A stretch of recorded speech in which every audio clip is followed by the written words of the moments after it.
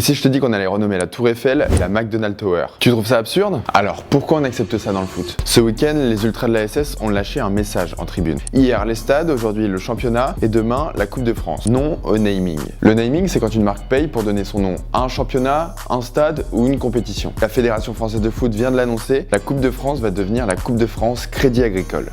Pour la première fois depuis 1917, une compétition populaire ouverte aux amateurs prend le nom d'un sponsor. On a commencé doucement, d'abord avec les stades, puis les championnats. Ligue 1, Uber Eats, puis McDonald's. Des marques pas toujours en accord avec les valeurs du sport, si tu vois ce que je veux dire. Et maintenant, le dernier bastion, la Coupe de France. Un monument culturel, un symbole du foot populaire. Les clubs et les institutions le disent. Le foot coûte cher, les droits télé s'effondrent, il faut de l'argent pour concurrencer. C'est vrai. La Première Ligue reçoit 2 milliards par an, l'Arabie Saoudite achète des joueurs stars sans compter, et les clubs français, eux, galèrent. Le naming, c'est du financement immédiat, c'est du cash facile. Mais pour les supporters, c'est pas qu'un business. Un stade, un championnat, une coupe, ce sont des marqueurs de culture populaire. Et ça, rien que de par leur histoire. Ce sont des symboles, pas des surfaces publicitaires. C'est comme si tu renommais un monument populaire avec le nom d'une marque. L'Arc de Triomphe Caisse d'épargne ou Astérix et Obélix by Coca-Cola.